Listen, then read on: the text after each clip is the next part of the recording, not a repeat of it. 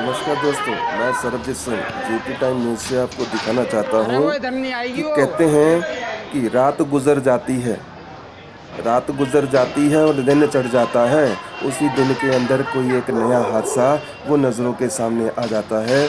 ऐसा ही हादसा एक दिल्ली के वार्ड नंबर 30 इलाका रघुनगर, जो दावनी मोड़ के पास पड़ता है, उसमें उसी के पास में एक बिजली के पोल में किसी इलेक्ट्रिकल शॉर्ट की वजह से एक आग की चिंगारी इतनी भयानक हो गई कि उसमें आग लगने के बाद आग की लपटें इतनी तेज हो गई कि थमने का नाम नहीं ले रही थी। उसी इलेक्ट्रिकल बिजली के पोल के साथ में एक जज साहब का मकान है, जो पता नहीं थे कि नहीं, लेकिन उन लपटों की रफ्तार इतनी तेज उनके घर के अंदर तक चली गई, जिससे उनका घर का पर्सनल काफ़ी और सामान जलकर राख हो गया। आस पड़ोस वालों की नज़रें उस बिजली के पोल पर ऐसे जमी हुई थी कि जैसे कोई किसी के साथ जान मान का हादसा ना हो जाए, थम नहीं रही थी और हट नहीं रही थी। क्यों?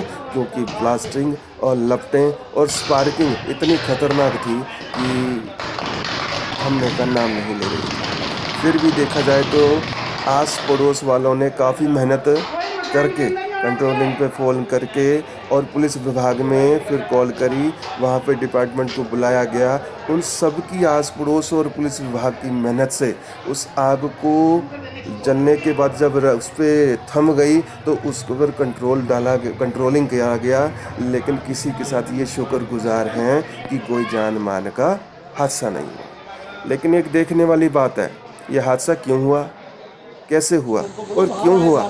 क्या इसकी अगर ऐसा किसी भी इलाके और दूसरे में अगर कोई ऐसा हादसा होता तो क्या उसका सेफ्टी प्लस के लिए बंदोबस्त है? अगर नहीं तो होना चाहिए ना, ताकि किसी की ज़िंदगी अगर अगर हादसे का शिकार हो जाए तो उस ज़िंदगी को वापस कौन लाता? ज़िंदगी बच तो जाती। ये तो आस पड़ोस वालों की और कंट्रोलिंग के ऊपर एक मेहनत के है कि इस आग की लपटों पर कंट्रोलिंग करा गया और काबू पा लिया गया और कोई जान मान के हादसे को होते होते रोक लिया गया।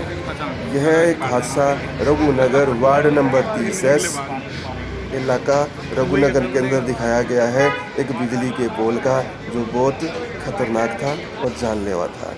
यह report by Sarabjit Singh, GP time news. नमस्कार।